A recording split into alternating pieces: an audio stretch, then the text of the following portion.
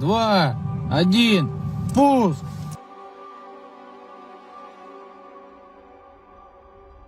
Ukraine has become a major flashpoint between Russia and the West. Its geostrategic position has rendered it absolutely vulnerable to the ongoing tensions between the West and Russia.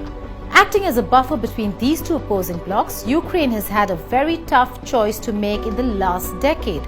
Russia does not want NATO in its backyard. That is non-negotiable.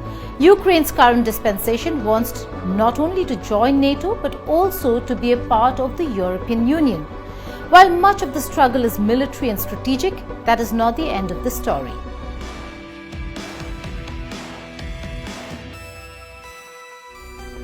Economy, resources, and the fight to lay claim to the abundant rare earth elements that Ukraine is immensely rich of are reasons to influence the country's political leanings. Russia or Europe? Owe allegiance to Russia as an erstwhile Soviet state or open up to the West? War of politics versus war over resources. Let's focus on Ukraine's natural resources, starting from oil and gas.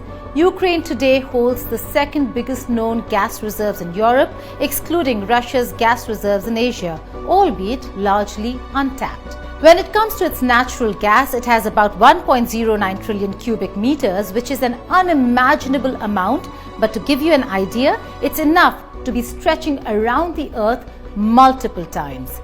This is second only to Norway's known resources of 1.53 trillion cubic meters.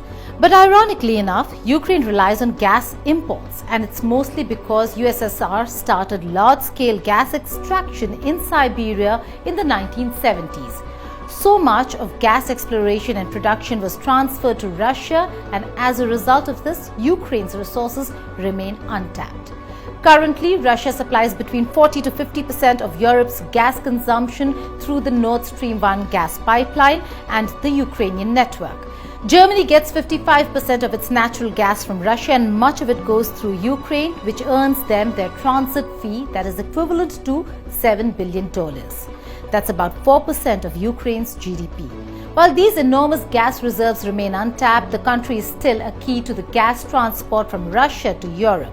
In the year 2019, Moscow and Kyiv signed a transit agreement that allows smooth transfer of Siberian gas to the European Union through Ukraine's large gas transportation system, despite unilateral sanctions by the United States of America. To feed the energy-hungry Europe, Russia initiated Nord Stream 2 gas pipeline in order to transport natural gas, which would be reliable, affordable, and sustainable. This also means that the US is nowhere near the gas race. But Gazprom's Nord Stream 2 pipeline through the Baltic Sea might have hit a major roadblock, with Russian President Putin recognizing the breakaway regions of Ukraine, of Donetsk and Luhansk. Aside from natural gas, Ukraine is loaded with natural minerals like coal, iron, titanium, and other non-metallic raw materials. Russia's fight with Ukraine will have a spillover effect on the coal and electricity sector. Last year, India had imported coal to meet the domestic coal shortage, and with the Russian invasion of Ukraine, that supply chain is going to take a hit. Ukraine's natural resources are enormous, with exactly 5% of Earth's natural mineral resources. Ores like titanium, iron, and non-metallic raw materials are major Ukrainian exports. So, are the following where corn, about $4.7 billion in dollars, seed oil, iron ore, wheat, and semi-finished iron are exported mostly to Russia, China, Germany, Poland, and Italy. Let's talk about precious metals now. In 2019, Ukraine was the fifth largest exporter of iron ore in the world. In the same year, iron ore was the third most exported product in Ukraine. Titanium and lithium are some of the most precious metals on the planet today. Why? Let's explain. Lithium.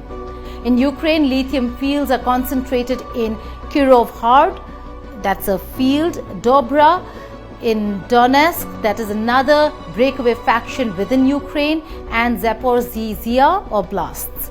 But there is no mining work happening in this area at the moment. The Donetsk and Dobra mines were up for grabs, and there has been a stiff competition between Australia-listed European Lithium and Chinese Chengxin Lithium. All want a foothold in the European lithium industry. The other important element, titanium. According to some estimates, up to 20% of the proven world reserves of titanium ores are located in Ukraine. But it is one of the few countries with a closed-loop production in the titanium industry, from mining and processing of titanium ores to manufacture of finished products.